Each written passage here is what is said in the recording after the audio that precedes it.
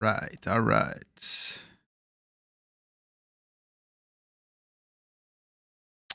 going on, everybody? Second here.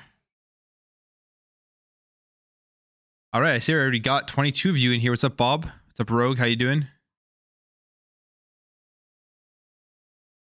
You guys are doing well. There's some big document drops today from the CMA responses to the provisional findings. So I'm going to read through some of these documents. First of all, I want to go through the Sony Interactive Entertainment observations, which is 10 pages long.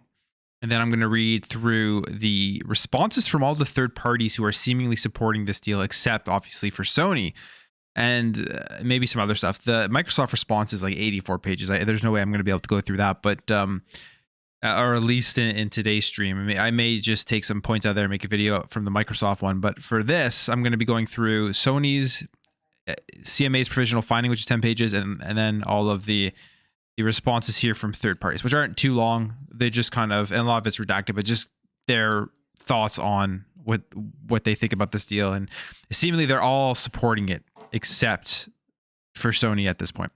But we'll wait just a little bit here, get some more people to jump in. What's up, everybody in here? What's up, Sergi?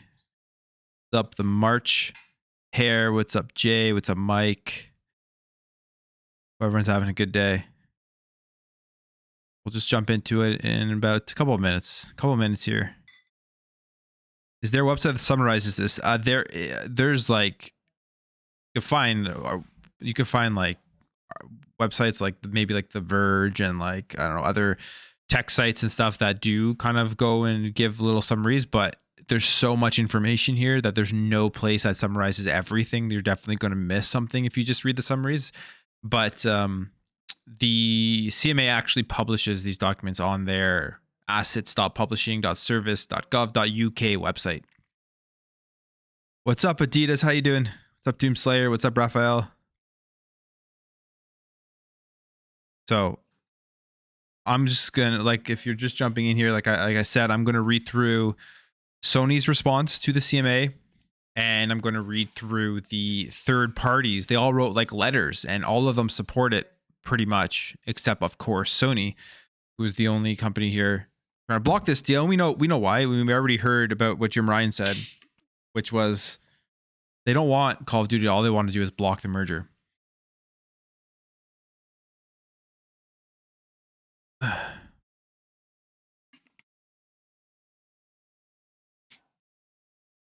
haven't. What's up, Marcus? I haven't watched the story trailer yet. I will be watching that at some point today, and then my hype will be more determined from what I see in the story trailer. Because for me, Redfall, yeah, it's co-op, but I will probably be playing through the majority of Redfall by myself, just because it's so hard. Like with how busy I am with just life and all that type of stuff, and doing new videos and all that. It's hard for me to like set a time to go play with people because it's just never matches up. So I'm probably gonna be playing through the majority of it by myself in between everything else that I'm doing. So I hope that the story is good because that's going to be the draw to me in Redfall. Well, gameplay is going to be the main draw, and Arcane generally has great gameplay. Gameplay in terms of gaming is always the main draw for me. If I had to choose between a good story and good gameplay, I'll take a good gameplay any day of the week, even if there's like minimal story. I don't really care that much. But with Redfall, the gameplay I've already seen looks really fun and really good. So now see if they can put it all together and give us a good story. And with vampires and everything, I'm always excited about that. What's up, Bob? One of Microsoft's regulations said that Sony gets Superman exclusive game. Is that true? I don't know. I don't think that is true. I am live, Jeremy. What's up? Yeah, I don't go live too often these days. I'm actually planning in next, hopefully by the end of this year, to go live more often. I'm in the midst right now of moving.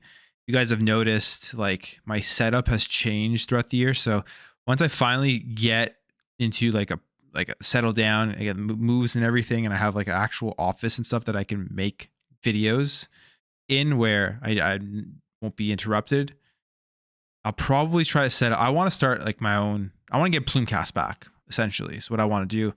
Maybe try to get more guests on. Something I've been thinking about for a while, but it won't be probably till later this year once everything is settled with me. All right, so we got about 110 of you in here. And it's been about 5 minutes. So let's just jump into it. So like I said, if you're just jumping in here, what I'm doing in this stream is I'm going to read through Sony's response here to the CMA provisional findings, which is about 10 pages long.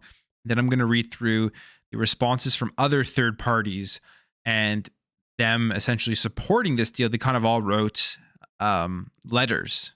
And there's also Microsoft's response. I may go through some Twitter stuff with that, where some people have kind of summarized it more, because that document for Microsoft is literally 84 pages.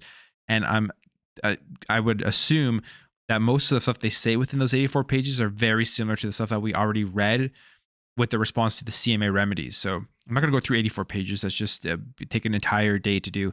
But we'll see if maybe there's some summaries in that as well. Yeah, is that a PDF document? It is. They publish, the CMA publishes all this stuff. All these regulatory bodies publish all these documents at a certain point after they've actually been submitted. So if you ever want to read the actual documents themselves, they're available to the public. All right, well, let's get into this. So again, this is a cool thing because a lot of it's redacted, but this stuff contains confidential business secrets that obviously we aren't going to be able to see because they do redact. They do redact that stuff. Why do I keep hearing that Seinfeld may be only a Times exclusive? Seinfeld. Oh, wait. I can't read. I said Seinfeld of Starfield. Maybe only a Times exclusive. It's not going to be a Times exclusive. But it'd be cool if they made a Seinfeld game, though, right? Starfield. Yeah, no, I don't know why you keep hearing that's only going to be a Times exclusive. I don't know who's saying that. It is obviously not true. Unless Xbox has been lying to everybody this entire time.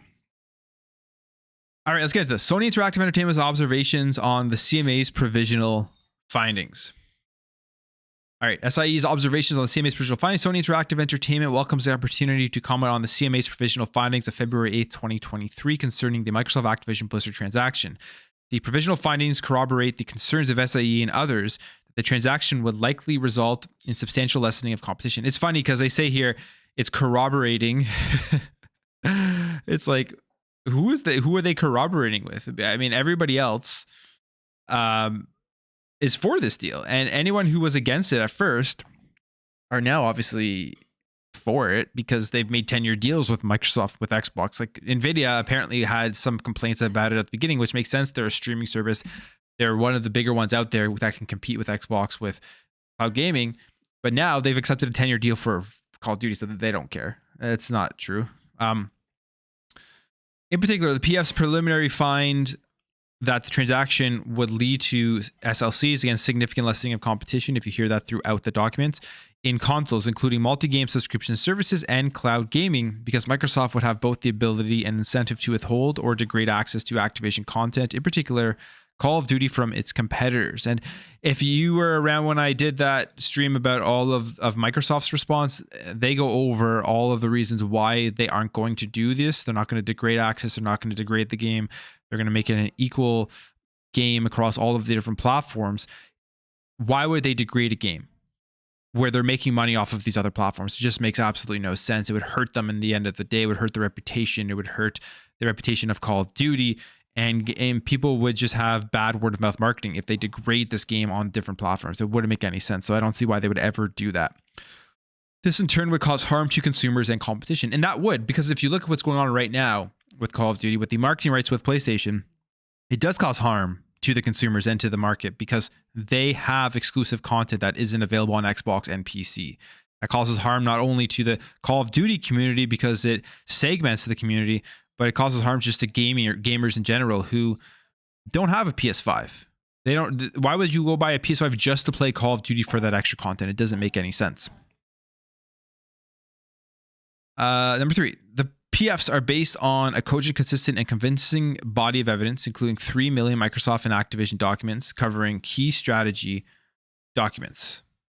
Over 50 requests for information, more than 2,100 emails from the public, responses from the industry participants and their internal documents, interviews with Microsoft and Activision senior executives, and multiple categories of economic data. SIE agrees with the findings set out in the PFs. The paper does not intend to comment on all of the CMA's findings, but instead focuses on In the supplements, the core points the CMA makes in reaching its preliminary conclusions. Sections 1 to 3 discuss competition and consoles addressing, in turn, Microsoft's ability to foreclose its incentive and anti-competitive effects. Section 4 discusses cloud gaming. Section 5 concludes. So that's what we're going through here with this document. And again, if you're just jumping in here, I see there's 157 of you guys in here. So awesome. Thank you for stopping by. Make sure to hit the like, make sure to subscribe if you are new here, and check out my daily videos. But what I'm doing today, and everyone's very surprised that I am live because I do not go live very often. So thanks for dropping in. What I'm doing today is going over Sony's 10-page response to the CMA provisional findings, and then reading through the actual responses from other third parties and their thoughts on this deal, which they all essentially do support this deal. But let's see. Let's just give a shout out here to the chat. Some people in here that are having to shout out. Yeah, what's up? What's up? Giftbox Creative, Mr. Orange, Game Shark, Reformed, Black Knight, Loki Zim. I'm saying that right. Welcome. And yeah, we'll keep going. Part 1. Microsoft would have the ability to foreclose by withholding Call of Duty. The provisional findings conclude that Microsoft would have the ability to foreclose PlayStation, including its distribution, storefront, and subscription services, because Call of Duty is an important component of PlayStation's range of game offerings, contributes a significant share of PlayStation's revenue and gameplay, and is important in driving console sales. SIE welcomes the CMA's comprehensive review of the evidence in reaching this conclusion and agrees with the CMA's findings. So it's funny because they're obviously going to agree with it, because the CMA is moving right now to propose remedies for this deal to go through. Even structural remedies are some of the things that they have proposed, like selling off Call of Duty, selling off parts of the Activision Blizzard business. So that's obviously what Sony wants to happen. Jim Ryan said they just want to block the merger. And they've also made it seem like Call of Duty is literally the only pillar holding up the entirety of Sony Interactive Entertainment. You hit that out, they're going to crumble, which I don't believe. I don't believe that for a second. But if that's true, that just is, like, to me, bad business. It's a bad business model.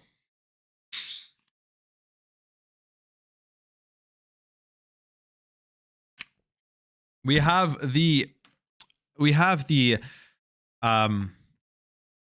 Raytheon in the chat here. He's saying that Starfield is going to be on PS5 until 2024 from trusted sources.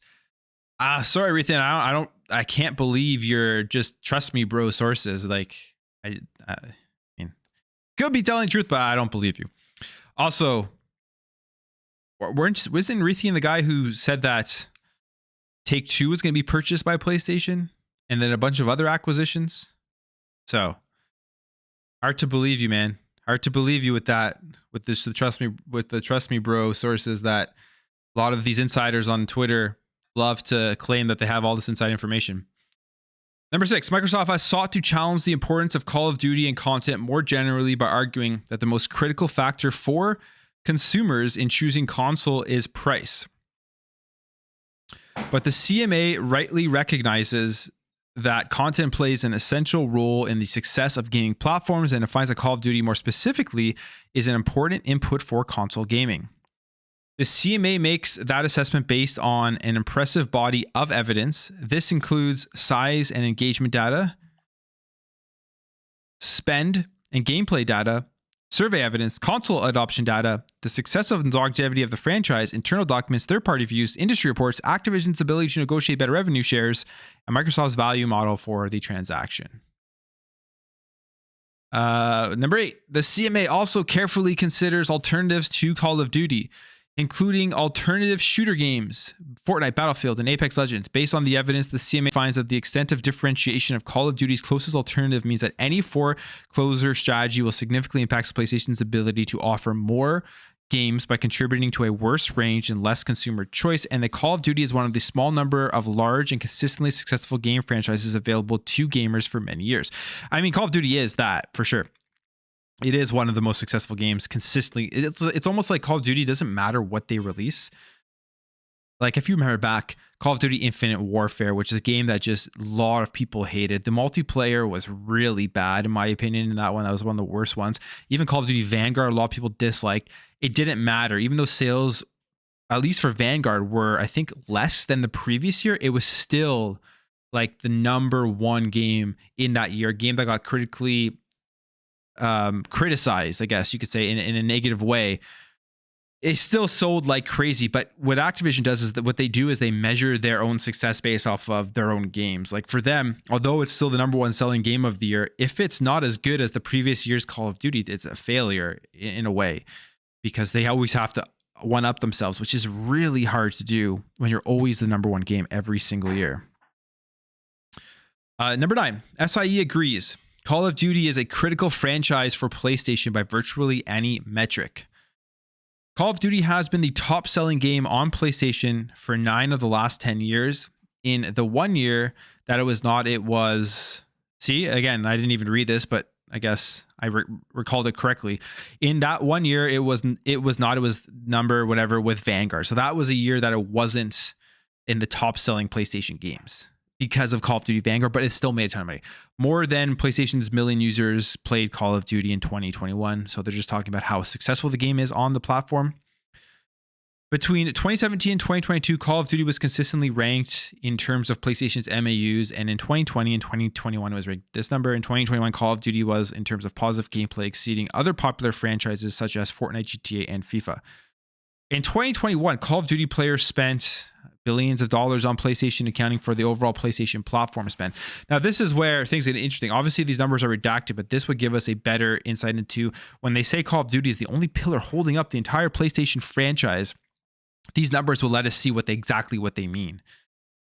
But they're redacted because it would give away a lot about their business. And that number has to be massive. It has to be based on what PlayStation is saying. That number that in terms of spend for PlayStation and in terms of revenue, it's got to be just absurdly big. If they lose Call of Duty, and then their entire platform would literally crumble. This figure is consistent with the provisional findings that PlayStation is likely to lose significant share of its spend in game time based on Call of Duty gamers switching away from it. And again, we know Microsoft is offering Call of Duty on PlayStation for at least 10 years. So the argument that people are going to be switching away, they aren't going to be, because the game is still going to be there. What they're scared of is having to pay Microsoft and Xbox all of this money for Call of Duty, which will help them grow their business. What's up, everyone? 230 of you in here. What's up? How's it going? I hope everyone's having a great day. And a lot of you are surprised that I'm live right now, but I'm going to try, like I said earlier, you're going to be trying to go live a little bit more often further on this year as I get if you've been watching my channel for a while, my setup has been changing. I'm in the middle of a move, so all that stuff affects me going live, but I want to get more consistent with the live stuff here, because definitely it's fun interacting with you guys here. Plume, these are 100% correct sources. Starfield is timed exclusive. I do not believe you. And if I'm wrong, I'm wrong. I don't care. It's just I'm not gonna report a trust me bro source. It just, without it heavily saying it's a rumor. So it's a complete rumor. I would not believe anything that's being said about that from you. I'm not gonna lie. But hey, if you're right, you're right. It is what it is. But it's just a trust me bro source, which that's how it has to be caveated by if you're going to spread that stuff. All right. So what's up, Hypersonic? What's up, Ul Hednar? What's up, Jason? What's up, Donovan? What's up, Tech Brothers? Gabriel, what's up? All right, let's keep going here. And again, if you guys are just jumping in, hit the like button. And if you're new here, hit the subscribe, as I make daily videos covering news, Xbox news, going through all the stuff that's coming out with the ABK stuff. And yeah. Call of Duty is a significant driver of console sales, being, and then redacted, on the first day of gameplay on a new PlayStation console in 2021, ahead of FIFA and Fortnite, which are two massive games. Like FIFA is always up there too. It's usually like number 2 or 3 or something like that every single year. This metric, in the CMA's words, Call of Duty is a key driver for platform adoption. New releases of Call of Duty see significantly more engagement than new releases of other franchises. Between 2017 and 2021, there were billions of PlayStation gameplay hours on the new Call of Duty titles in the first 4 weeks of release, compared to only this amount of billions in FIFA. Call of Duty's best days are ahead, The latest title, Modern Warfare 2, had huge success, generating revenues over $1 billion in just 10 days, becoming the fastest selling game in franchise history. Microsoft has advanced three main arguments to dispute the importance of Call of Duty as an input for consoles. None is sound. So PlayStation is saying that none of the arguments that Microsoft is making as to why Call of this deal going through will foreclose Sony are not sound. None of those arguments are sound. Even 10-year deals, even keeping the game on their platform, not sound arguments. First, Microsoft argues that it would not have upstream market power because of Activision's low shares in an overall market for game publishing or the narrower segment of shooter games for consoles. But rightly, the provisional findings do not rely solely on shares of supply to accessibility. Rather, the provisional findings consider a range of evidence sources in the round, consistent with the CMA's merger assessment guidelines. Provisional findings established based on that evidence that Call of Duty is an important input for competing consoles. Second, Microsoft has argued that Call of Duty is just a single game among hundreds and the other popular games exist. But as the provisional findings explain, the observation that other franchises and games exist does not contradict the evidence on the importance of Call of Duty. More than one input can be important to the competitiveness of a rival. Besides, SIE's data and document attest that the reason Call of Duty is so important is because of its preeminence across so many different metrics. Third, Microsoft argues that SIE has a strong catalog of first and third party exclusive games, and or as if this somehow contradicts the evidence of the importance of Call of Duty. But SIE having a strong catalog of first-party games says nothing about the importance specifically of Call of Duty as an input. Given the differentiation in games, in any event, the data show that Call of Duty alone stands far above SIE's entire first-party catalog, which is hilarious. This is something that people have always been saying when you have people saying that the only reason people play, or the biggest reason people go to PlayStation, is because of their great first-party games, that they have incredible first-party games. I enjoy their first-party games, but that's not why people go to PlayStation. The main reason people go to PlayStation is because they play third-party games. That's where their friends are. So it's like one of the first top things that come to their mind. PlayStation has years and years of incredible marketing and just dominance in people's thoughts when it comes to consoles. So like some people just literally think of PlayStation as gaming. They've done an incredible job with their marketing. One of the things that Xbox definitely does not do nearly as well, the marketing side of this game. And they're even admitting it right here. It's not even about their first party games for their platform. It's about third party games like Call of Duty and how big those are to the success of PlayStation. Call of Duty drives nearly, it's redacted, as much engagement as all SIE's top first party games combined. Post-transaction, Microsoft's catalog of games would account for, so they have redacted as much engagement as all of SIE's top first-party games. For perspective, Destiny, Sony's main active first-person shooter franchise, has less than this amount of Call of Duty's gameplay and game spent on PlayStation. In these circumstances, Microsoft's contention that Call of Duty is simply one among many comparable games cannot survive critical scrutiny. So again, this entire section here, section 1, basically is arguing that it doesn't matter that there are other games in the market, even if they were to somehow come up, I guess, with a competitor. Nothing will ever be able to top or match Call of Duty, and without it, they're going to fail. Like there's no way that there are other games in the ecosystem that will come close to matching what Call of Duty brings to PlayStation.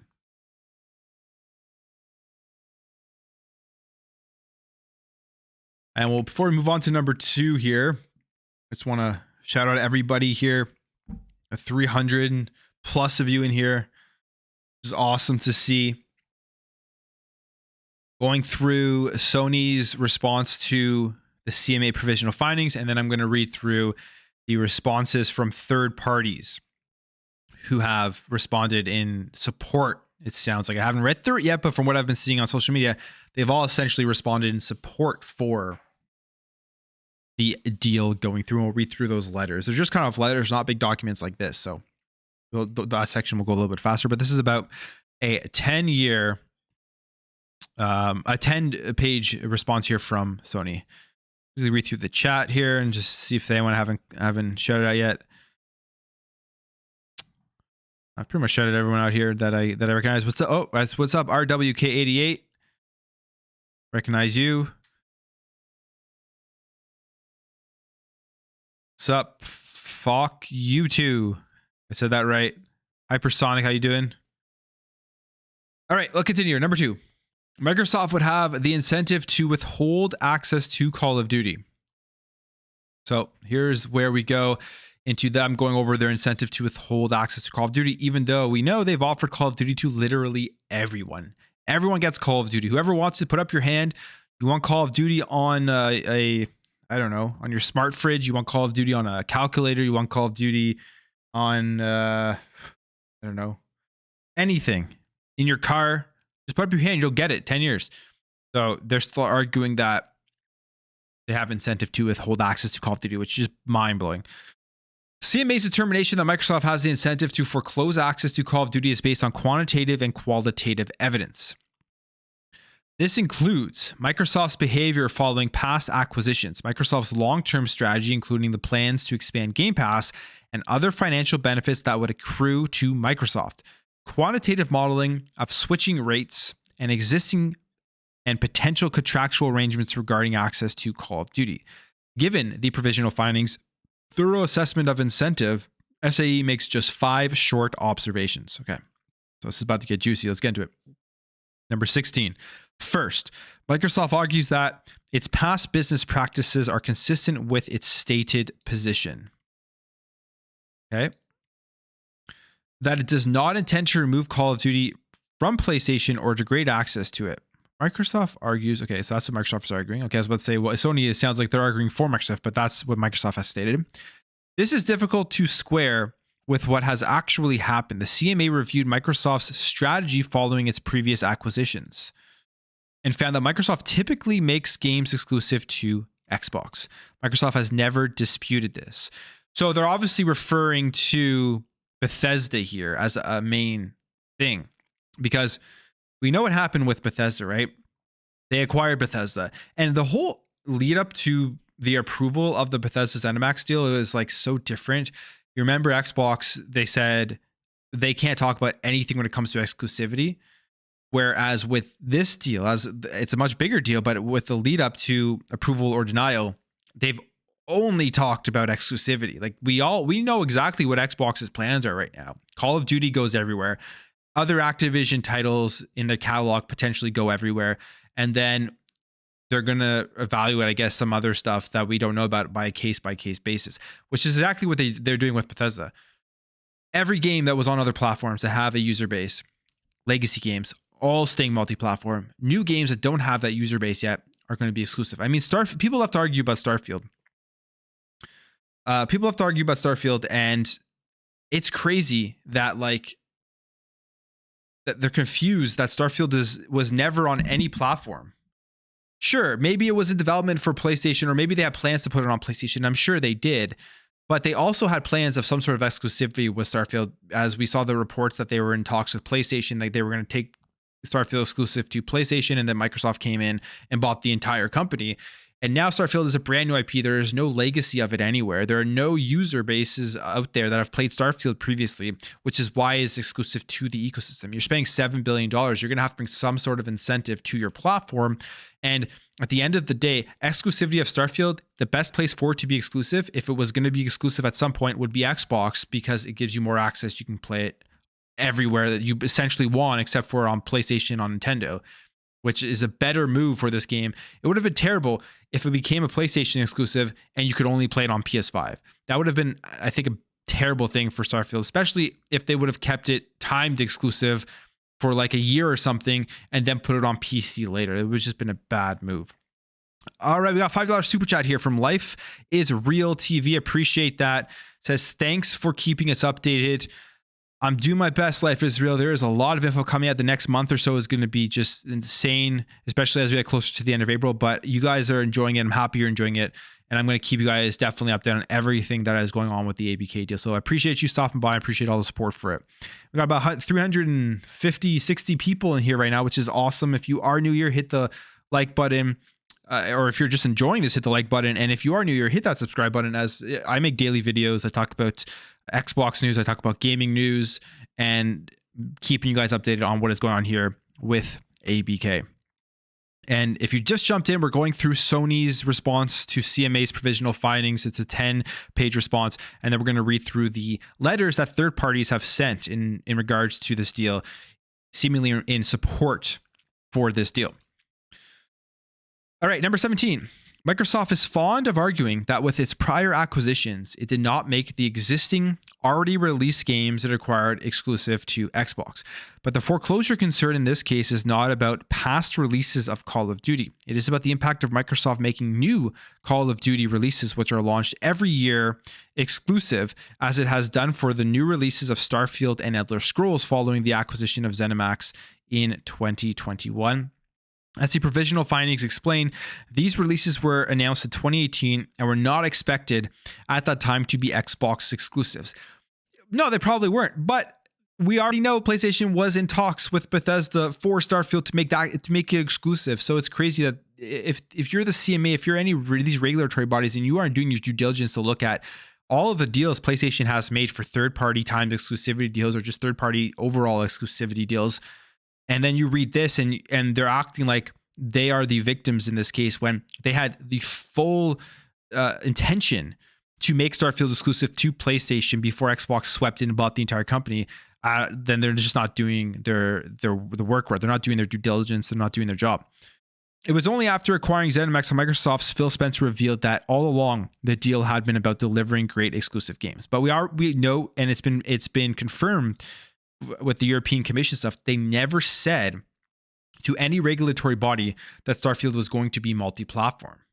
Like that didn't happen. We have that confirmation based off of the EC's response to people saying that they said those things. They didn't say that. So they didn't lie. They didn't break an agreement. They did what they said they were going to do, which was case by case basis. And they were going to evaluate the exclusivity stuff after the deal went through. Number 18. Second, Microsoft points to Minecraft as an example of an acquisition where it did not pursue exclusivity. But this example is not relevant to an exclusivity strategy regarding future releases of Call of Duty. Minecraft is a single release game that is already in users' hands. Unlike Call of Duty, there are no future releases of Minecraft, which is true. There are no future releases of Minecraft. It's just a game that they do update unless somehow later on they make a Minecraft 2. I'm sure if they made a Minecraft 2, they would be putting that on every single platform. But I mean, Call of Duty, it's like, yes, they release it every single year, but it's essentially the same user base every single year that buys it. They've just made such an insane business model that they can release a new game every year, $70, and get people to buy it every single year, where it's like, they could just add updates to these games for years and years, and people would just still be playing Call of Duty without actually going out and buying the brand new game. But they've done an incredible job with the business model. I mean, they do have new campaigns, they do have new weapons, they do have new areas, all that type of stuff. So it is a new game. But they're arguing that because they release a new game every year, they at any point can withhold Call of Duty from the PlayStation platform, even though we know they've offered 10-year deals. And one thing to note here, if I recall correctly, though, as we're going through this, you got to keep in mind, I don't think the CMA took into account the deals that were offered, because this is from February 8th, these responses. And that was before the European Commission stuff.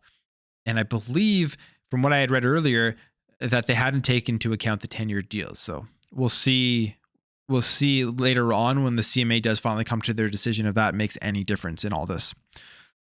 The CMA correctly points out that Minecraft's legacy monetization model of a one-time fee for lifetime access and updates differs significantly from Call of Duty, where users buy the new premium iteration of the game every year for a higher fee. And that's a fair point. That is absolutely a fair point by PlayStation. The only thing is they've been offered a 10-year deal for the game, so they wouldn't have to worry about this for the next 10 years. SAE therefore agrees with the provisional findings that the more relevant indicator of Microsoft's intentions on exclusivity are for Call of Duty in the ZeniMax deal. Third, Microsoft admits that Activision's existing contractual arrangements with SIE and Microsoft's offer to SIE to keep Call of Duty on PlayStation post-transaction limit Microsoft's incentives to foreclose. But the guidelines explain that no contractual arrangement can ever provide complete protection against a foreclosure strategy, especially in a complex and dynamic industry like gaming. Any protection that may exist in SIE's current agreement with Activision is not, in the CMA's words, of a sufficient duration to have a material impact on the competitive assessment, which considers potential concerns with a longer time horizon. So if the CMA did say that, I guess they are thinking that it doesn't matter how long a deal is offered, or at least in terms of 10 years, it doesn't affect competitiveness overall. And that they may be looking at a 10-year deal as not sufficient, if those are the CMA's words. Nor would any contractual arrangement be able to predict the myriad foreclosure strategies that are available to Microsoft. Fourth, the CMA conducted its own quantitative assessment of Microsoft's incentives based on Microsoft's ordinary course lifetime value for Xbox users. That assessment included adopting several of Microsoft's assumptions about what the analysis should look like, including accounting for multi-homing and PlayStation users and revenue growth over time. It still finds an incentive to foreclose with some reasonable corrections to Microsoft's analysis. Right. Fifth, original findings focus much of their quantitative assessment on the gains and losses that would arise out of a total foreclosure strategy, while recognizing that the choice between partial and total foreclosure strategies is not a binary one. Okay. There's multiple different ways. In SIE's view, as well as a total foreclosure, Microsoft would also have the incentive to engage in one or more of the following partial foreclosure strategies. Raising the price of Call of Duty on PlayStation, which is obviously something that they're not going to do. It makes no sense. They've already said they aren't going to do it in response to the CMA's remedies notice. So that's a discussion, or that's an argument that shouldn't really even be looked at unless you could say Microsoft is lying about it. Degrading the quality and performance of Call of Duty on PlayStation compared to Xbox. Again, they've said multiple times they aren't going to do that. They will make sure that the exact same quality of game, content, features, all of that type of stuff is across all of the platforms that it releases on every single year. And why would you degrade quality and performance of a game on a certain platform when you are the first party creator of that game? All it does is it takes a massive user base that PlayStation has and gives them a bad taste in their mouth for the game itself. It gives bad marketing, a bad perception. And over years, if they continue to do that, like in 10 years from now, let's say they start releasing shittier versions of Call of Duty on PlayStation, for 10 years, people will be talking about how that version of the game that they're playing has all of these issues, which in the end would just degrade the overall perception of Call of Duty, which for tons of people is a must buy every single year. And that may change if they were to put a crappier version of the game on a different platform with such a large user base. I don't see any incentive as to why Xbox would ever want to do that. Restricting, degrading, or not prioritizing investment in the multiplayer experience on PlayStation. I mean, the game is already cross-platform. It is in the best interest of Call of Duty, of Activision, of Xbox to make sure that there are great multiplayer experiences no matter where you are playing, because all they care about is people jumping in and playing via their ecosystem. And wherever Call of Duty is, if it's going to be a first-party Xbox game, would be considered part of the Xbox ecosystem. Even on PlayStation, I know that sounds a little bit crazy, but PlayStation is going to be paying Xbox for Call of Duty every single year.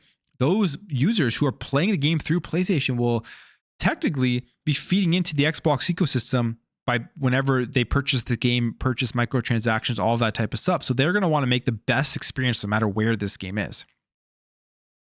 Making Call of Duty available on multi-game subscription services, that's what MGS stands for, only on Game Pass, or providing Call of Duty on PlayStation Plus at a commercially unviable price, thereby making it a de facto exclusive. Okay, we'll read through this one more time because I saw this circulating around and this is just like insane argument. Making Call of Duty available on multi-game subscription services, which would be a foreclosure strategy. Only on Game Pass, or providing Call of Duty on PlayStation Plus at a commercially unviable price, thereby making it a de facto exclusive. They're saying here that it doesn't matter if Call of Duty is available on multiple game subscription services. It will make it's still an exclusive because they will be able to sell it to these companies for a price that they wouldn't even be able to afford. It would obviously create more losses than gains which would end up still making it an exclusive and then forcing these companies to foreclose, which it's a crazy argument. Because what if you, first of all, if you know this is what's going to happen, let's say your PlayStation and Microsoft offers you Call of Duty, and it's just such a stupid deal for your business. You're obviously not going to accept the deal. It's just not going to happen. You're not going to lose money by putting Call of Duty on your platform. It doesn't make any sense at all. But at the end of the day, they've already also said that they will honor like the current deals, the normal deals that are out there with the licensing of these agreements, with the licensing of Call of Duty. So I don't know. This argument is actually pretty funny. And on top of that, you don't think Nintendo, Nvidia, what is the other one? Boosteroid, Ubitus or whatever it's called, the one that they signed the other day, and then all the other deals that they're going to be making. You don't think that they've already looked at the numbers before signing 10-year deals and saying, okay, this makes sense. This is great. We're going to make a lot of money by having Call of Duty on our platform. So it's only PlayStation here that is arguing that Microsoft is going to be making deals with people that are so bad that it's going to allow Xbox, Microsoft to foreclose them. So I don't know. I can't believe that one whatsoever because deals have already been signed. I mean, Nintendo is a staple in the gaming industry. One of the, maybe the best company in gaming of all time, right? For everything that they have done. And like, look at the Nintendo Switch, all that type of stuff, right? You don't think that their lawyers and business people are as good, if not better, than anybody in the business that would have looked at this deal and thought that it would have been a good thing to sign a 10-year deal with Microsoft? Obviously, the deal isn't in any way being used to try to foreclose competition. It doesn't make any sense.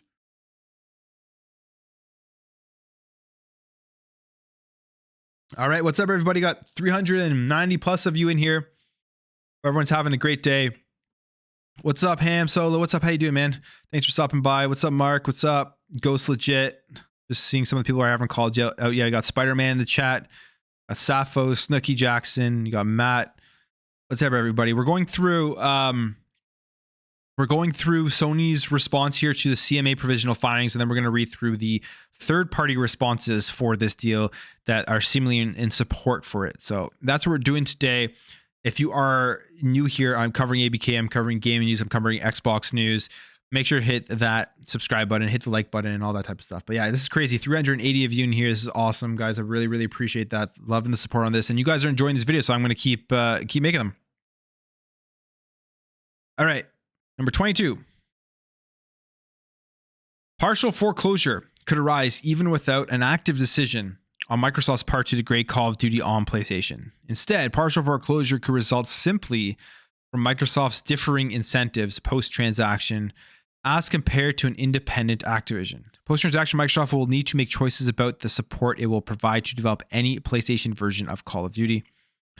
Now, this is funny. This is funny because we already heard, I wish I had the source right in front of me, but we already heard the developers say that there isn't an increase in like resources, time, effort, or pretty much any of that type of stuff to develop Call of Duty or to transfer the versions to different platforms. Like it's not that hard, which is why whenever we see these comparisons come up between like PlayStation and Xbox and stuff, and like it's running better on one console version than the other, it doesn't make any sense because they're both using x86 architecture. They're both using AMD. Like the architecture for PS5 and Xbox are essentially the same. Xbox, I say, has more features. They have RDNA 2. They have a more powerful GPU. But how is it that some of these devs don't get these games running exactly the same across all of these platforms? The only thing I could think of is that they've put so much time into the lead platform or into the platform that has the marketing rights that they left very little time at the end to optimize it for Xbox or for PlayStation, because we saw quotes from these guys saying that, hey, it's not that much more resource intensive to transfer or make another version of this game. So yeah. All right, Sappho with the 199 super chat. I appreciate that. Hit the like button. Yeah, if you haven't hit the like button, hit the like button. I think there's 375 of you in here, 135 likes. But man, I appreciate the support. We'll keep going here. Even if Microsoft operated in good faith, it would be incentivized to support and prioritize development of the Xbox version of the game, such as by using its best engineers and more of its resources. Is this what's happening currently with Call of Duty, with PlayStation having the marketing rights? Are they currently incentivized to develop, prioritize PlayStation for the development process? I mean, Call of Duty runs great. It even runs great on Series S. Like it has 120 FPS mode on the Series S. So I don't think that's happening. But like we ever even seen like Resident Evil 4 stuff come out where people are losing their minds because there's like a 5 to 10 FPS difference between the PS5 and the Xbox version, which the reality of the situation is it's the optimization problem, and it isn't a hardware problem. In fact, I think there was I may make a video about this later, but I think Digital Foundry did their analysis of it, and in I think performance mode, it is actually running at better fidelity on Xbox, which may explain why there is a drop in the FPS. I don't know, but I feel like these devs just need to make that, like, try to get that 60 FPS standard, and unless like the fidelity is so much better on one platform than the other. But that's a topic for a different time. As provisional findings note, Microsoft may have even more incentive to engage in such partial foreclosure strategies because they would be more profitable in the short term. Microsoft would still recoup some sales of Call of Duty on PlayStation, while still leading to the same long-term results, namely foreclosure of PlayStation. All right, so we're moving on here to number 3. Microsoft withholding Call of Duty would substantially lessen competition. 24. The provisional findings find that Microsoft withholding Call of Duty would foreclose PlayStation. That's what CMA found, which is why they are looking for those remedies. This, in turn, would have knock-on harmful effects for competition and consumers. To refute the anti-competitive effects of the transaction, Microsoft has consistently relied on PlayStation's shares of supply in a downstream console gaming service market. The PFs carefully evaluate Microsoft's argument and find that it does not preclude anti-competitive effects. As a matter of fact, Microsoft tends to skew the evidence when it presents shares of supply.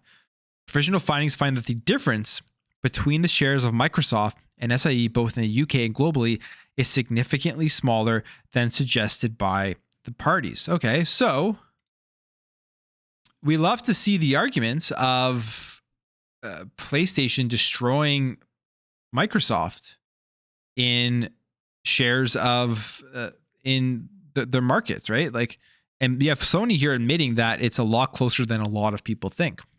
Difference between the shares of Microsoft and SIE, both in the UK and globally, is significantly smaller than suggested by the parties. So they're saying that the competition is a lot closer right now than a lot of people think. And I think that the competition is way better this generation than it has been since the 360 for sure. I mean, last generation was kind of a write-off for Xbox. And when it comes to MGS, it is beyond doubt that Game Pass is far ahead of PlayStation Plus. So you have Sony right here admitting that Game Pass, which is, I mean, like common sense would tell you that you can see how much better Game Pass is right now than PlayStation Plus.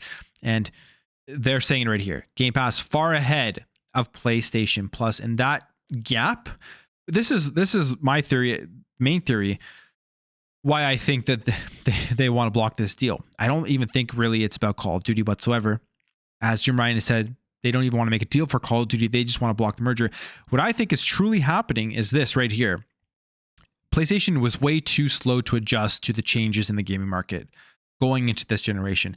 They thought that they were going to be able to last throughout the PS5 generation without really making any changes to the way that they do business, which is console exclusivity, first party, all of that type of stuff, the same way they've been doing it since the PS1, right? They thought they didn't have to change. And as the generation started going, as the Series X was announced, as more features for the Series X were announced, like backwards compatibility, all that type of stuff, they had to adjust on the fly.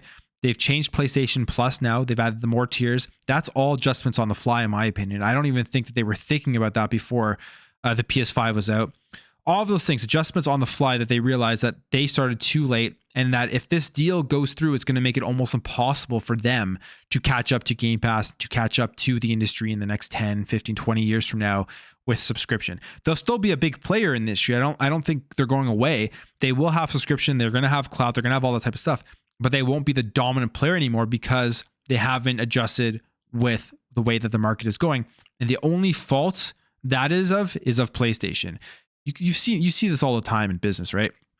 You have the dominant leader, years and years being the dominant company in the market, fail to change with the trends of the market, fail to change the trends of the industry, and then they lose their dominant position. And PlayStation knows that that's what's going on right now. That's what's going to be happening. And if this deal goes through, it's going to accelerate them losing their dominant position. That's, at the end of the day, I think, what is happening here. That's my theory. It's just my theory. As a matter of law, nothing precludes vertical foreclosure of a leading player by depriving it of an important input, so long as the merged entity has the necessary ability and incentive to translate into anti-competitive effects. The original findings persuasively make that case by considering a wide base of evidence rather than myopically focusing on historic market shares. As a matter of economics, catching up via an anti-competitive merger does not represent competition on the merits and results in harm to consumers and competition. Foreclosure would lock in a large number of gamers, those for whom Call of Duty is must-have, into Xbox. But not for at least the next 10 years, because they're offering them a 10-year deal. Like, I wonder if Microsoft has offered them a 15-year deal to get this thing to go through. You know what I mean? Like, why not? They don't care. They truly don't. I truly believe they don't care that much about Call of Duty. Again, it's like, from the numbers we've seen, it's mobile. That's where all these revenues that Activision is making, it's the majority of the revenues, and Microsoft doesn't have a presence in mobile, and this will help them get that presence. Effectively preventing SIE from competing for a large portion of console gamers and reducing, in turn, its incentives to invest in innovation. Sony has been the dominant player in the market for years and years and years. Why weren't they investing in innovation for all of those years in terms of their strategy? Like, okay, so they have VR, which actually I have. I'm gonna make a video about this probably sometime, but I picked up PSVR 2, and it's awesome. But that's like a differentiator that isn't going to make them a dominant player in the market. Why weren't they investing in some of the stuff that Xbox hasn't been investing in, with Game Pass, with subscription, with cloud technology, all that type of? Why have they been investing more in that for all of these years that they've been dominant? Now that they realize the writing's on the wall, that Microsoft's here, they're taking gaming seriously, they at some point could take over PlayStation in many markets as the number one company. Now they're scared that they won't be able to invest in innovation. Just crazy to me.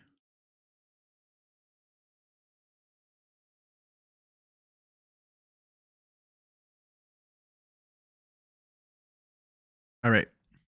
What's up, everybody? Welcome. Thanks for stopping by, man. This is awesome. I see 370 of you in here. The support for my channel recently has been incredible. So I appreciate you all. And I hope you're enjoying the content, as I'm going to keep on bringing it. 25. The provisional findings summarize the position well. PlayStation's competitive offering makes it necessary for Xbox to compete hard to attract users, including on price and through the quality of its console games and multi-game subscription offerings. So I would agree, that's a good point. PlayStation does have very, very good offerings that if you want to compete with them, you're going to have to bring that same level to the game. First party stuff. PlayStation's first party games obviously have pushed Microsoft to try to make better first party games. And I know people think that they haven't, but just go look at the reception of all of the games Microsoft has released recently. They're all critically acclaimed. And will we have gone to this point if PlayStation wasn't offering as good a first party games? Maybe not. Maybe they would have taken it more easy. Would they have invested as much into first party, which they have over the last couple of years with the acquisitions of these studios and trying to bring out games on like a quarterly basis? Maybe not. So I agree with PlayStation there that their competitive offerings make it better. And now if this deal goes through and Xbox is more competitive than they currently are, it's just going to push PlayStation even further. And for gamers, I think that is just the better thing at the end of the day. All right. In a market where there are two main providers of console gaming, each hold the other accountable to maintain effective competition. See? And in here again, this is the people are like, why aren't they mentioning Nintendo in the market share? Well, this is a picture that has been painted by the regulators and by even Sony. There's only Xbox and PlayStation. There is no Nintendo. That competition has incentivized PlayStation and Xbox to strive to improve, and Activision's long-standing position in offering Call of Duty to both facilitated and strengthened that competition. The competitive dynamic, the defining characteristics of the games industry over the last 20 years, has fueled innovation, driven the industry's dynamism, benefited gamers and developers and contributed to a thriving game industry. But the transaction would change that dynamic, not as a result of competition on the merits, but simply because Microsoft built up a war chest via its other activities that allow it to engage in multi-billion-dollar acquisitions. This is an argument a lot of people make, and hey, they're a trillion-dollar company. They wouldn't be able to make these purchases if they weren't a trillion-dollar company. The amount of cash they have, if you just go look it up, is insane. To them, like paying a $3 billion fee if this deal doesn't happen probably isn't a big deal to them. So that's why it's like almost like there's no risk for Microsoft trying to purchase Activision Blizzard right now.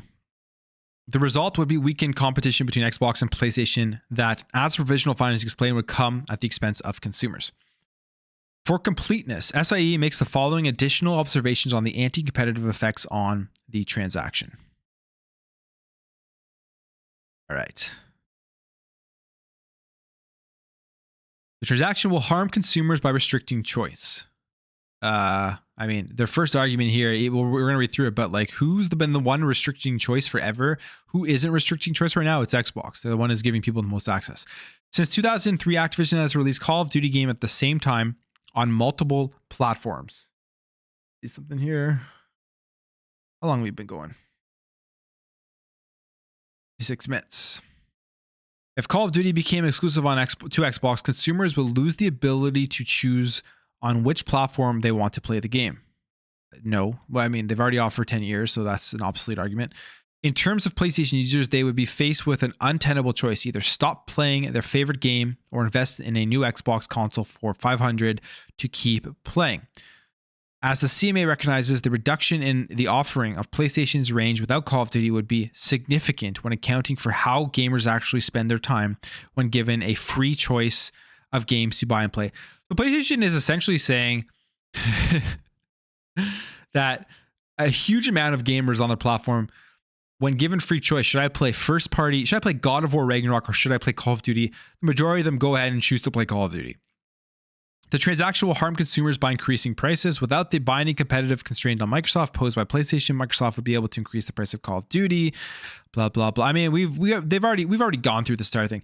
They're saying they're going to increase the price of Call of Duty, which they obviously aren't going to do. They've already told the CMA that they aren't going to do that, and they're saying we'll bring in a third party here to make sure that we don't manipulate the market in that way, and that the game is equal across the board, no matter where people are choosing to play it. Even if Call of Duty remained available on PlayStation, Microsoft could manipulate prices of its license to weaken PlayStation or PlayStation Plus. So again, they're going back to the deal that they would make the license out this game. But the question you have to ask yourself with this is, if they're going to manipulate the licensing of Call of Duty, why didn't Nintendo speak up? Why didn't Nvidia speak up? Which would be the two main ones. And why didn't any of these smaller third-party companies that they've already made agreements with speak up? Because you would think Boosteroid and Ubitus, or whatever it's called, these smaller cloud streaming companies wouldn't be able to afford a licensing agreement that is bad. It would have to be preferable to them to continue running their business. They wouldn't be able to have a bad agreement in place, or they would easily be foreclosed because they're just much smaller companies. So why did any of these people speak up, and why they all just signed this 10-year deal, right? That's why it's like hard to believe PlayStation saying that this deal that they're offering them is going to be bad for them and will foreclose PlayStation, which is a massive company, makes tons of money every year, is the leader in gaming in many markets. Like, it doesn't make any sense. Or at least the leader compared to Xbox, right? They're ahead of Xbox in many markets. The transaction would harm independent developers. The transaction would substantially improve Microsoft's bargaining position with independent developers. The competition between Microsoft and SIE allows independent developers to extract better terms and conditions from both platforms. Once SIE is foreclosed, independent developers would likely receive worse terms for their content from Microsoft than they do today. These reduced returns could in turn diminish independent developers' ability and incentive to invest in high-quality new games, causing video games to become lower quality and less immersive, harming consumers further. You know, all these things could come true, but they're all just like fantasy. Why would Microsoft want to harm independent developers? They have literally ID at Xbox. They have one of the biggest platforms for independent developers. They offer like such perks to indies. So many games come to Game Pass. It's what helps continue to populate Game Pass and their subscription services. Why would they want to go out and harm independent developers? I don't see that. I don't see that at all. To me, it's just like a fantasy argument. All right. We got 394 of you guys in here. What's up, everybody? But everyone's having a great day. Decided to go live and go over this. Oh, we have a new welcome to Plume Pass, Biggity 08. Thank you, man. Appreciate that. Appreciate that. Again, Plume Pass, I guess I should probably market this a little bit myself. Plume Pass, it's $1 a month. Gets you some badges just to support the channel and all the content that I do make in regards to gaming, Xbox, and going over this ABK stuff. So check that out if you guys are interested. And if you are in here and you're like, Plume's live, he's never live. I said this earlier, I am going to start trying to go live a bit more. It may not be for a while. I'm in the midst of moving and all this stuff. And once I get set up, I actually have like a location where I can consistently go live and not know if I'm able to use it or not. Once that happens, I'm going to try to go live more often. I do want to bring Plumecast back at some point. And hopefully by the end of this year, I know it's a long time horizon, but hopefully by the end of this year, all of that happens. Maybe by the end of the summer. Or maybe I'll have something more consistent by then. All right. SIE cannot protect against the loss of Call of Duty. Given the importance of Call of Duty, SIE cannot effectively protect against a Microsoft foreclosure strategy. In particular, SIE's recent development experience of shooter battle royale games is limited, and its main active shooter franchise is significantly less impactful than Call of Duty. Destiny, SIE's main active first-person shooter franchise, had only I'm guessing a percentage of the gameplay hours and of the game spend of Call of Duty in 2021. I love how they continuously are referencing Destiny, which again was an acquisition by them just recently, but like that's their main first-person shooter franchise, their main games as a service franchise. The only reason why this acquisition is going to just destroy any first-person shooter or any games, like any multiplayer games that Sony has, is because of Sony themselves. They haven't invested in FPSs. I mean, they had Killzone, they had Resistance, two very popular franchises they just seemingly have put into their chest and are not taking out ever again because it's not part of their virtuous cycle. It's only Sony's fault. They have consistently focused on the same cookie cutter first person style or third person style of game for all their first party releases. It's only their fault.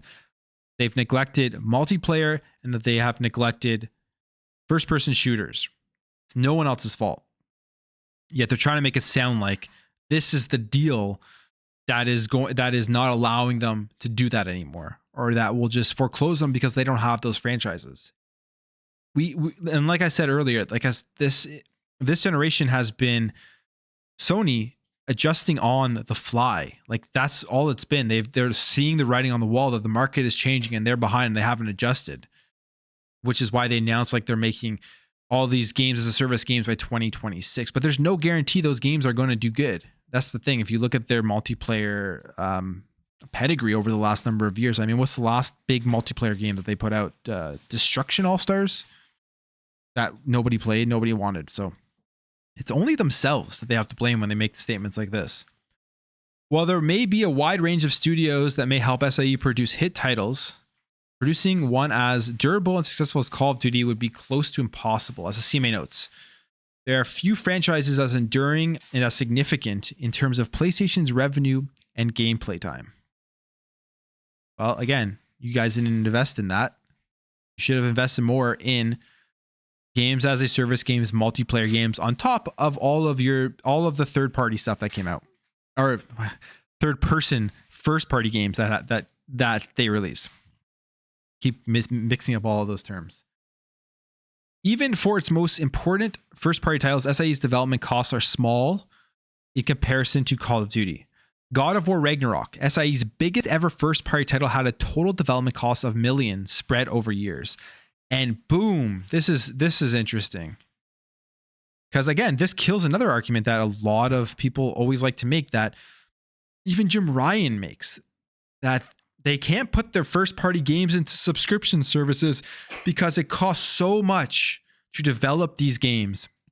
So much. Yet they're saying here, even for its most important first-party titles, SIE's development costs are small in comparison to Call of Duty. So you're telling me Sony has been saying for the last number of years, they can't put first-party games into subscription because it would destroy the virtuous cycle. It wouldn't be profitable. But you have Microsoft here that is willing to put Call of Duty on literally every single subscription service available day one.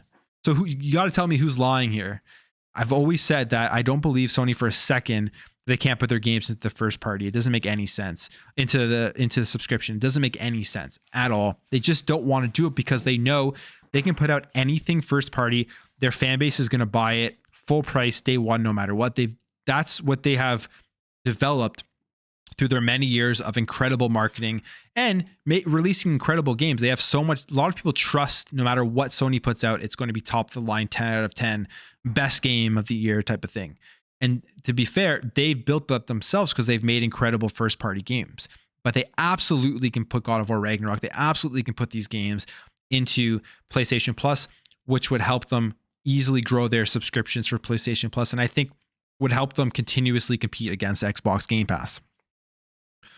More generally, across its 9 most recently released and upcoming first-party titles, which have either sold or expected to sell more than millions of copies in aggregate, the average annual development cost was around millions. By contrast, Activision has reportedly spent around $300 million on each annual release. So we don't know the numbers of how much it costs to develop God of War, how much it costs to develop their other first-party games, but we know it is less than $300 million.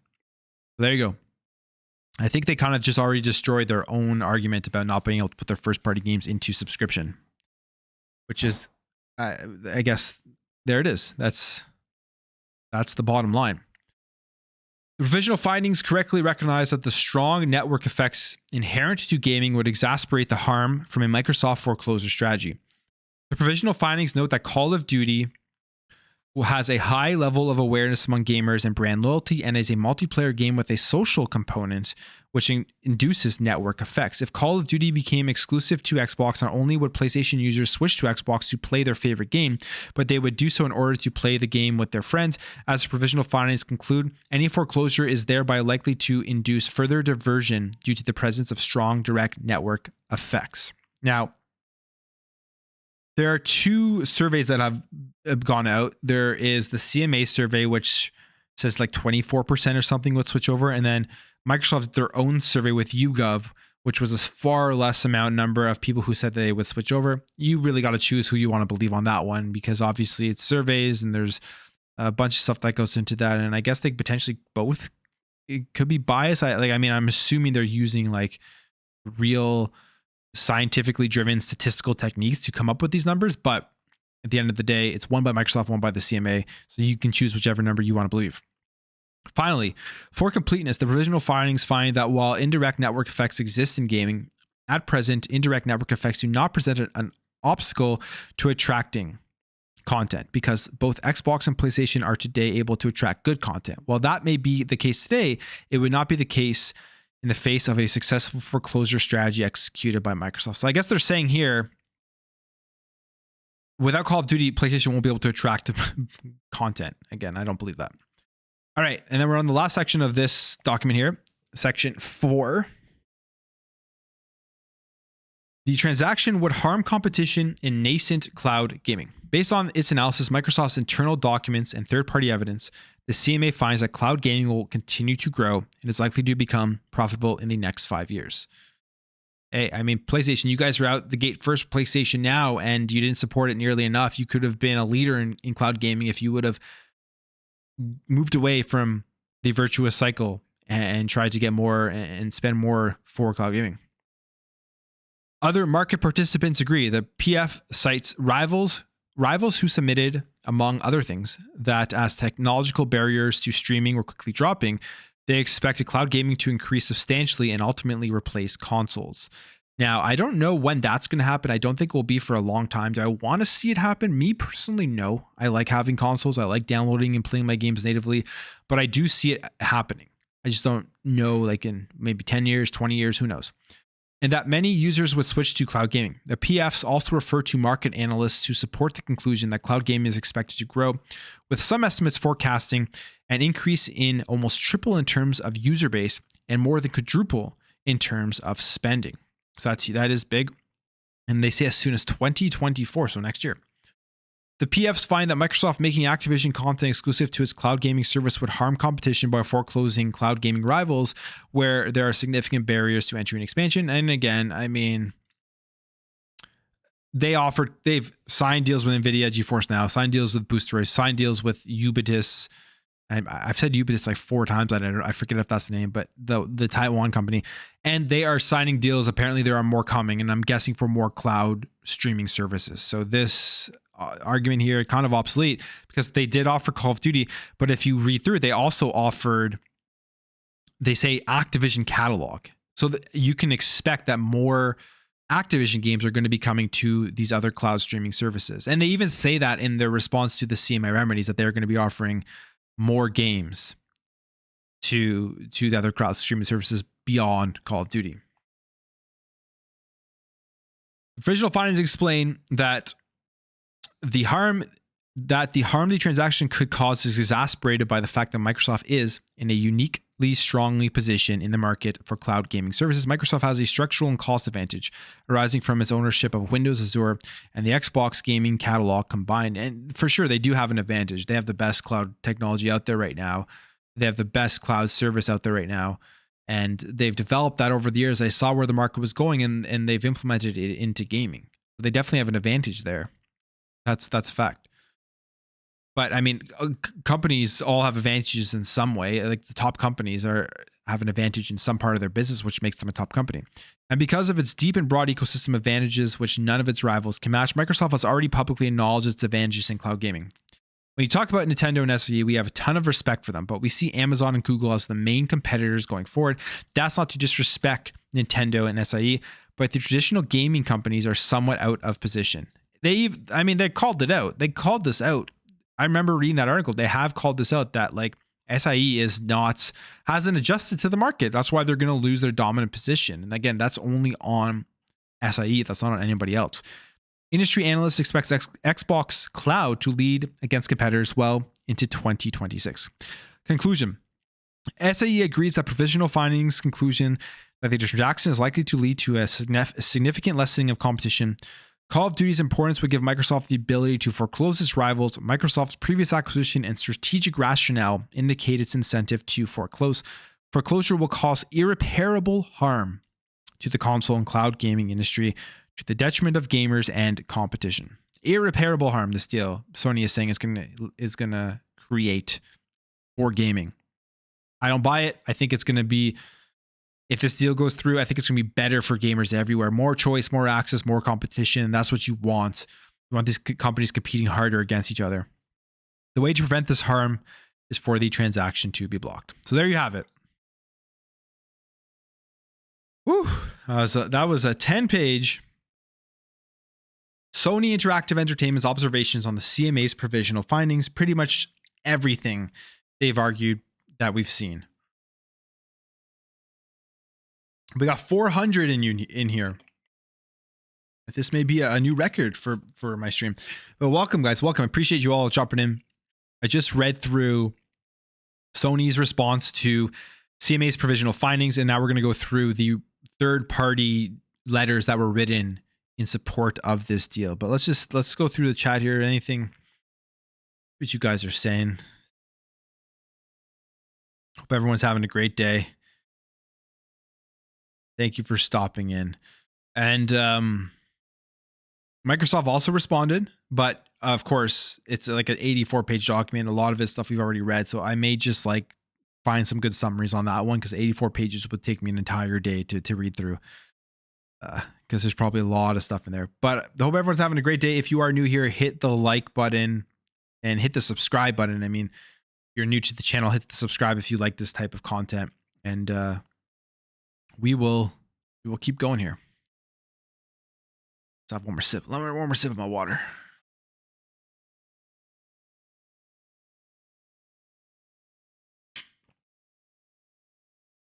All right.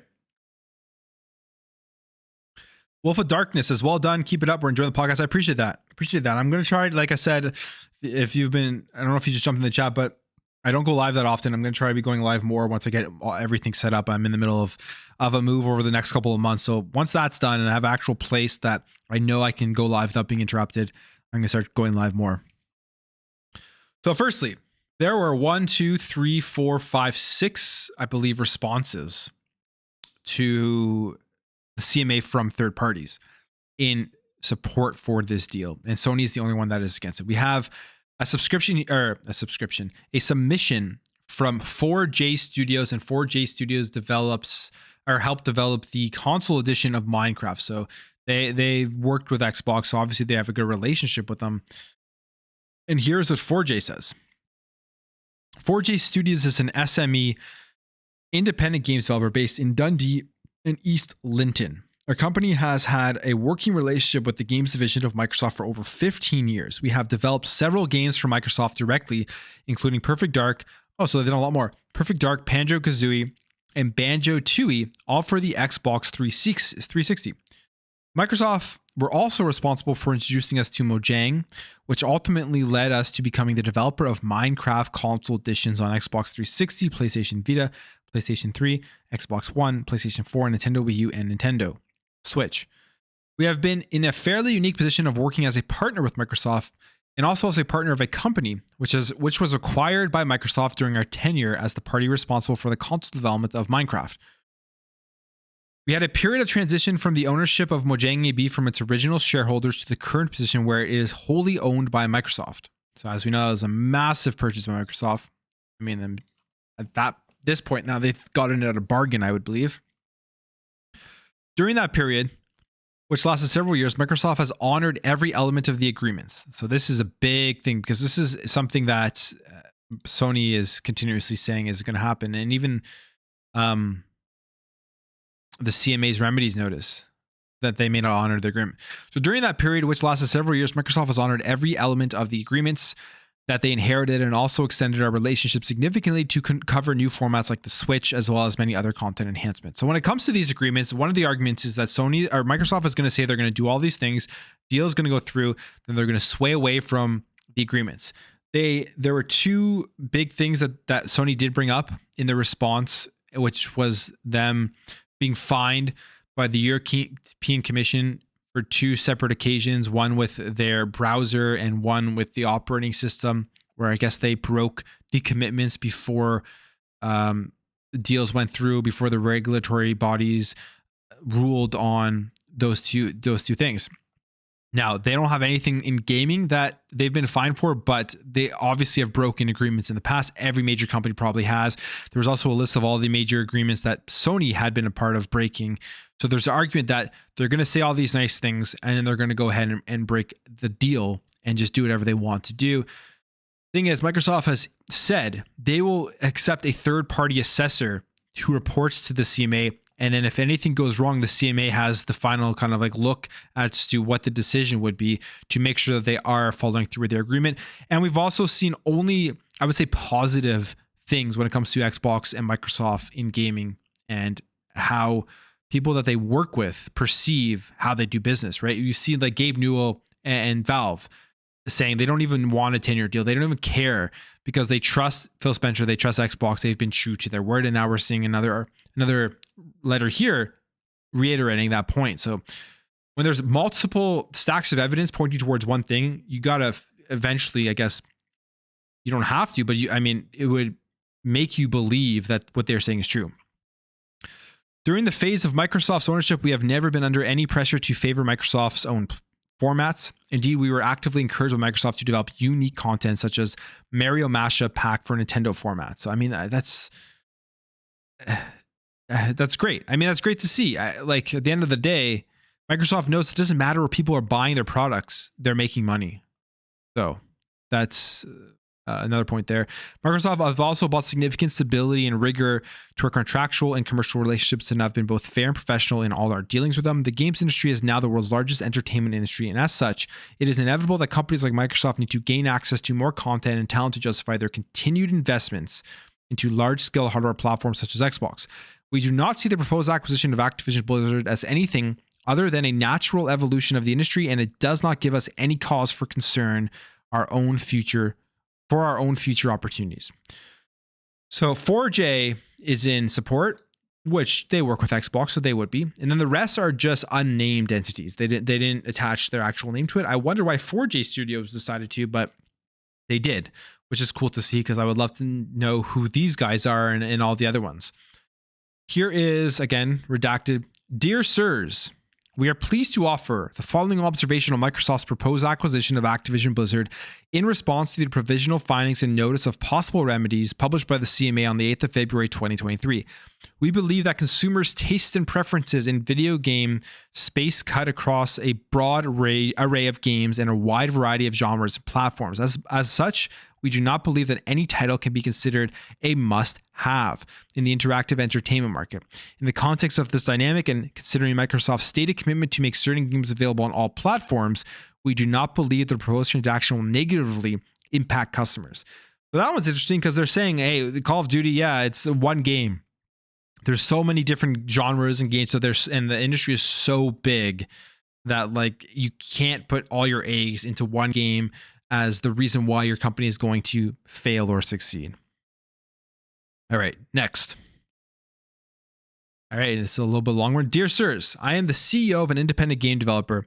So this is an indie game dev, having worked with most of the top game publishers, including Sony, Microsoft, and Activision. So keep that in mind. I wish to express a couple of points regarding the Microsoft Activision merger and possible remedies listed. Trustworthiness of Microsoft. In my experience dealing with them over the last 25 years, Microsoft always honors their contracts and obligations. That's probably a very big point for them. When they say that they intend to make Call of Duty content available on Sony and Nintendo platforms, I believe them, and I believe it is in their interest as well as the interest of the industry. Inevitability of consolidation in favor of cloud-based platforms. In my view, the potential of direct distribution of content to consumers through the cloud is giving an inevitable advantage to the cloud-based platforms over the traditional publishers. While the Microsoft Activision merger looks to be the largest to date, other similar consolidation is likely to happen as other publishers realize that their business has to evolve because consumers prefer to purchase games directly from online platforms, giving them access to a larger catalog. And that is a great point because at the end of the day, Microsoft has evolved. They have pushed the industry into a certain direction that they see it inevitably going. And Sony has ignored that as much as possible. Well, I shouldn't say that. They did have PlayStation Now, and they had that before Xbox, but obviously it didn't take off like they wanted it to. And it's in PlayStation's best interest to stop the industry from moving in a different direction, to continuously stay with the current business model that has made them successful, because then they will never lose their grasp on the dominant position. And they know this deal is going to make it very hard for them to catch up to Xbox. They were late to the game with transitioning the way that they do business in order to stay on top. And Microsoft saw where the future was going, and they've done it the best. And they know that this deal is going to make it very hard for them to, again, catch up to them. And that's why they don't want to go through. To build a stronger catalog, other platforms also aspire to acquire publishers and developers. Such consolidation is a natural evolution of the business and does not necessarily constitute SLCs. Competition from China. And again, this is big. This is big because you have Tencent, right? I don't know about you, but I personally would rather see Xbox more dominant here than Tencent more dominant here. China-based giant Tencent is already an investor in Activision. If Microsoft is prevented from acquiring Activision, would the UK consumers be better served if they were acquired by Tencent instead? There you go. Chinese publishers in our industry benefit from an unfair advantage due to the fact that the China market is closed to Western companies through various regulations, while Chinese companies can freely access the Western markets. Big point there.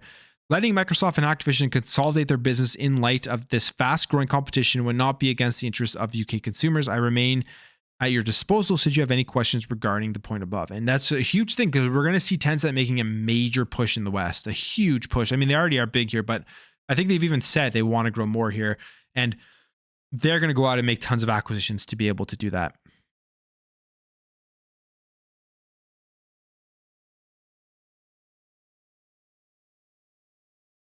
All right, we have another one here. Disclaimer, we would like to present our opinion anonymously. The opinion is presented from the perspective of a developer and publisher of AAA titles whose games are distributed on all major platforms: Xbox, PlayStation, Nintendo, PC, and mobile. We are of the opinion that it is difficult to predict exact effects on the anticipated acquisition of Microsoft Corporation of Activision Blizzard. It's difficult to predict, okay. In particular, due to the complexity of the video game industry and diversity of Microsoft's own business operations. We do not, however, expect any significant impact of the merger on our company nor distribution of our own products. In particular, we do not expect the merger to pose any risks of the distribution of our own games on Xbox or other consoles. So this is just an anonymous AAA dev who isn't saying this deal isn't going to have effects, but what they're trying to reiterate for them, it won't make any difference to how they do business. So take that one for what you will. I don't know how effective that will be or how important that will be for this deal being passed or not, but there it is. All right, we got two more here. I felt compelled to get in touch regarding CMA's notice of possible remedies in the Activision. Okay, so this, we got a typo here. This is a big company, probably. Blizzard acquisition case. Our business primarily focuses on releasing video games for various gaming platforms, including both Xbox and PlayStation. In recent years, we found that our video game sales across Xbox and PlayStation have been moving in different directions, mainly due to the structure of how each platform is laid out. On PlayStation, we found our sales growing stagnant with each release. All right. This is mainly due to the fact that despite PlayStation having the lion's share of player numbers and console sales, that share is mainly provided to larger titles from huge publishing labels and/or developers and publishers who are willing to spend lots of money on paid marketing with PlayStation consoles. So this is obviously an indie dev, and this is something we've already heard in the news. I think it was last year. There was a big report coming out from multiple indie devs complaining about how PlayStation does business with them, that there's almost zero chance that your game is going to be found in the PlayStation Store unless you're paying a ton of money to market it and get it up there. Whereas it wasn't the same with Xbox, where Xbox, you put it into Game Pass and people were discovering games that they would have never seen before, like the No More Robots dev talking about how they want all their games to Game Pass now because they made more money after people just discovered it on the service. So this is a big difference. And that's why I think the whole argument with the indie devs thing that PlayStation made in their document is absurd. Microsoft, from what we've read, is far and away better with indies than PlayStation is. So I guess this will be another case of that. This means that on PlayStation, it simply isn't a level playing field for every publisher and developer. It has meant that as the years have gone by, if you put a smaller title on PlayStation devices now, your title will rarely appear organically to PlayStation players. Instead, you are 100% reliant on players knowing about your game already and searching for it on the store. On Xbox, the opposite has come true over the last several years. There are numerous means of players finding your game on Xbox, including in special sections of the store and through Xbox Game Pass service. As a result, we found that despite Xbox having much smaller player numbers and console sales than PlayStation, our games sell just as well on Xbox since more players are finding our games there. So that's interesting. Less consoles selling just as well. We usually find that the revenue we now make from new games is more on Xbox than PlayStation due to this fact. Again, despite Xbox being a smaller platform in many ways. So if Xbox grows, these indie developers are all going to prosper even more, which is, I think, what they're getting at here. We found that whenever there is a large public buzz around Xbox, there are more Xbox hardware sales. And as a result, we see even better ongoing results on Xbox. With this in mind, I found myself of the opinion that the acquisition of Activision Blizzard can only be a good thing for smaller to mid-sized businesses like ours. And that would be exceptional. I think that's what I want to see. I would like that will also increase competition. If we're getting these smaller studios releasing incredible games, and if people pay more attention to those, it will continue to push the AAA devs to have to match some of the stuff that smaller studios do, because AAA devs can get stagnant. They can just rest on stuff they know will work and never really release anything that innovative. And this is where you have smaller developers pushing these bigger devs to do better. As it will no doubt lead to increased sales of Xbox hardware, increased subscriber numbers on Xbox Game Pass subscription service, and thus larger sales for businesses like ours on Xbox. Coupled with the fact that Xbox has a better ecosystem currently for players to discover new games, I can only see the acquisition being positive for a lot of businesses like ours. And that right there is a point that, if this is true, better for the gaming industry without a shadow of a doubt. The acquisition will not all of a sudden make Xbox the dominant platform. It's far more likely that it may help to create a more level playing field between Xbox and PlayStation, which at this point in time is sorely needed. PlayStation needs better competition to force the platform to up its game, and this will surely help do that. So I think this is a very, very powerful letter that the CMA is going to have to really consider when making their decision. And finally, the last one here. We decided to take the opportunity to express our support for the Microsoft acquisition of Activision Blizzard in this mail. There are two main reasons for why we felt compelled to do so. One, we honestly found the arguments against the acquisition to be slightly exaggerated and out of proportion. So they're calling out Sony here, essentially. They're saying the arguments are out of proportion and exaggerated. We are worried that actual real competition and more innovative consumer-friendly initiatives could be potentially hindered by blocking this, or potential market leaders, competitors who might not be ready or might believe in a different strategy or are just not compelled to change their status quo on the market. While we do not want to point fingers at anyone's struggle to create and maintain a good culture for employees, as this is challenging for any company and has always been, we do see a change in scenery with a new home, as Microsoft might be good for some of our colleagues working in the studios on the various projects. This is 2 cents from us. Thank you. Whew, all right. So there you have it.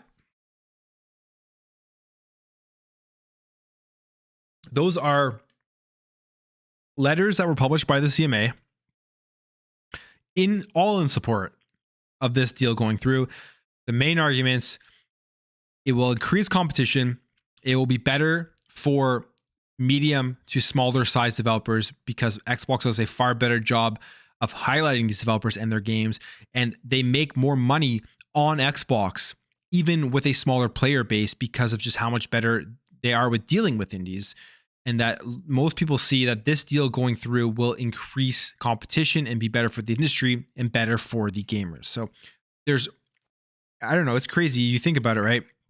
Let's say if this deal gets blocked.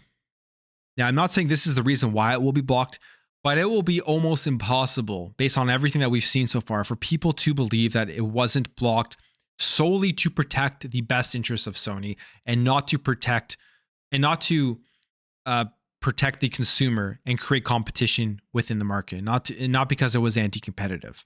Based on everything we are seeing, because they're literally everybody is for this deal going through except for Sony, and they've all created valid points. So unless the CMA, unless these regulatory bodies are smarter, more educated, have more experience, all this type of stuff than people who are actually within the industry, you would assume they would look at all this evidence and say, all the evidence is showing that this deal is better for gaming, better for the industry, and better for competition. They would go ahead and approve the deal. But I mean, you never know. The decision is coming at the end of April. So so we've gone through Sony's response. We've gone through the letters from third parties. And to end off the stream, I'll quickly read through some, let's see here, some summaries here, just some things that were pulled out here from Microsoft's response to the CMA provisional findings. Also, guys, follow me on Twitter if you haven't. Just the Big Plume or Plume Network. You'll find that if you type it in. But 404 of you in here right now. I appreciate you all. We've been going now for about an hour and a half going through some of these documents. Hit the like button. Subscribe if you are new to this channel, as I do cover the ABK stuff, but I also make daily news videos, gaming news, Xbox news, all that type of stuff. So if you enjoy that type of content, make sure to hit that subscribe button. And yeah, I see everyone in the chat here. All right. So now this is just like a summary because the Microsoft response to 84 pages. Now it literally take an entire day to read. But this is from IdleSloth. Did a good job of kind of breaking out some of the different points from their response. It says Microsoft has responded to the CMA preliminary findings, describing Sony's stance as self-serving attempt to protect its dominant market position. CMA made a fundamental and obvious error in its impact calculations. Microsoft's long-term strategic benefits lie in cross-device distribution of games. So here's what they say in this section. 1.4, Microsoft stands ready, as it has since day one, to enter an agreement with Sony to ensure that Call of Duty remains on PlayStation. Microsoft has repeatedly committed to do so both publicly and privately. Unlike Nvidia and Nintendo, however, Sony has steadfastly refused to reach an agreement with Microsoft, calling instead for the merger to be prohibited. Sony has more than double the install base and sales of consoles than Microsoft globally. Sony's position must be seen for what it is, a self-serving attempt to protect its dominant market position rather than one founded on genuine concerns regarding its continued access to Call of Duty, which it could have secured months ago. And I think that's a really good way to put it. That's, I think most people see it, or at least a lot of people see it. I know there's definitely the PlayStation fanboys that don't see it this way, which if you're sitting back objectively and you're looking at everything that has come out, I don't know how you don't see it this way, but it does seem like it is just Sony trying to protect their best interests. And regulatory bodies so far have kind of fallen for that with some of the stuff that they have come out with. But we'll see if that's, from what I understand, that's just a part of the process. It is a $70 billion acquisition. They got to do their due diligence. They can't just rubber stamp it and pass it. They have to make sure that they are making Microsoft respond to questions and they're getting all the relevant documents before they make their final decision. 1.11. The provisional findings attempt to overcome this absence of documentary evidence through financial modeling and vague but unsubstantiated references to long-term strategic benefits. Microsoft might hope to achieve both are flawed. The CMA's primary financial modeling is based on the lifetime value of customers that might divert to Xbox. However, the CMA's lifetime value calculation contains a fundamental and obvious error. In calculating the gains to Microsoft of a withholding strategy, the calculation uses a 5-year gross profit figure, but in assessing the losses side, it uses a figure that measures losses for only a single year. Comparing gains on a 5-year basis to losses on a 1-year basis massively skews the results. Once this error is corrected, it is clear that there is no incentive to withhold. Likewise, the provisional findings attempts to use 2021 data actually shows that in redacted out of redacted scenarios, Microsoft has no incentive to withdraw Call of Duty from PlayStation. When properly calculated, also shows no incentive. So they're calling out the CMA, the way that they've done their calculations, and saying, hey, you guys, if you look at this correctly, there's no reason for us to ever withdraw this from PlayStation. It just makes no business sense. And I think even from like a layman's perspective, it makes no business sense to withdraw a game that is so popular on a platform where this platform is just going to pay you to grow your business. Considering any so-called strategic benefits, many of which are not in any event already captured in the CMA's financial modeling, does not alter this conclusion. Long-term strategic benefits are, by their nature, speculative and uncertain. There would therefore need to be particularly clear evidence on strategic benefits to even act as some sort of counterweight to the other evidence, which clearly points against any incentive to foreclose. As it is, the real long-term strategic benefits to Microsoft in this deal lie in cross-device distribution of games. And I mean, that's what we've continuously heard.